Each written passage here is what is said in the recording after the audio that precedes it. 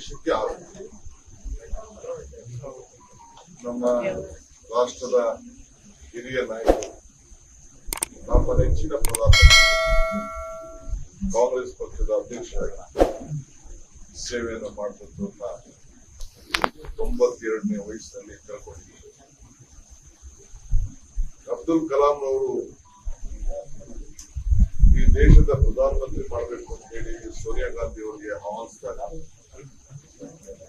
ನನಗೆ ಅಧಿಕಾರ ಮುಖ್ಯ ಅಲ್ಲ, ಈ ದೇಶದ ಭವಿಷ್ಯಕ್ಕೋಸ್ಕರ ಒಬ್ಬ ಆರ್ಥಿಕ ತಜ್ಞ ಬೇಕು ಅಂತ ಹೇಳಿ ಮನಮೋಹನ್ ಸಿಂಗ್ ಅವ್ರನ್ನ ನೇಮಕ ಮಾಡಿ ಒಂದು ಪ್ರಧಾನಮಂತ್ರಿ ಸ್ಥಾನವನ್ನ ತ್ಯಾಗ ಮಾಡಿದಂತ ಇತಿಹಾಸ ಪ್ರಜಾಪ್ರಭುತ್ವದ ವ್ಯವಸ್ಥೆನೇ ಅತಿ ದೊಡ್ಡ ಒಂದು ಇತಿಹಾಸವನ್ನ ಸೃಷ್ಟಿ ಮಾಡಿದ್ದನ್ನ ನಾವೆಲ್ಲ ಇಲ್ಲಿ ಸ್ಮರಿಸಬಹುದು.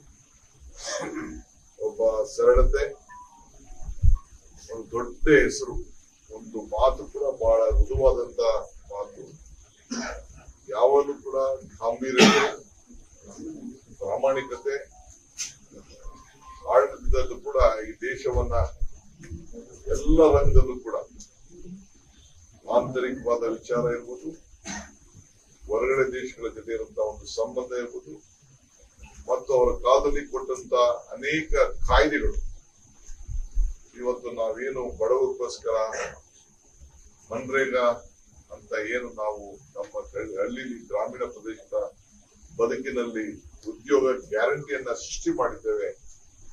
ಒಬ್ಬ ಆರ್ಥಿಕ ತಜ್ಞ ಬಡವರ ಬದುಕಿನ ಬಗ್ಗೆ ಒಂದು ರೂಪವನ್ನ ಕಲಿಸಿಕೊಟ್ಟಂತ ಒಬ್ಬ ಹಿರಿಯ ನಮ್ಮ ನಾಯಕರು.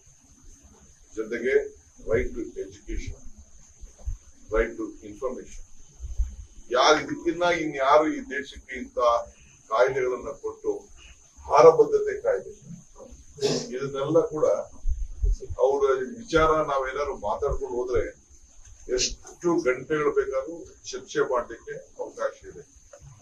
ಎಲ್ಲಾ ವರ್ಗದ ಜನರಿಗೆ ಇವತ್ತು ರೈತರಿಂದ ಹಿಡಿದು ರೈತರಿಗೆ ಸಾಲ ಮನ್ನಾ ಮಾಡಿದಂತ ಒಂದು ದೊಡ್ಡ ಇತಿಹಾಸ ಸೃಷ್ಟಿ ಮಾಡಿ ಅದು ನ್ಯಾಷನಲೈಸ್ ಬ್ಯಾಂಕ್ ಅಲ್ಲಿ ನಾವು ಬರೀ ಬೇರೆಯವ್ರಿಗೆ ಮಾತ್ರ ನಾವು ಮನ್ನಾ ಮಾಡೋದಲ್ಲ, ರೈತರಿಗೂ ಕೂಡ ನಾವು ಸಹಾಯ ಮಾಡಬೇಕು ಅಂತ ಹೇಳಿ ತೀರ್ಮಾನ ಮಾಡೋದನ್ನ ನಾವು ಯಾರು ಕೂಡ ಮಾಡ್ಲಿಕ್ಕೆ ಸಾಧ್ಯ ಇಲ್ಲ.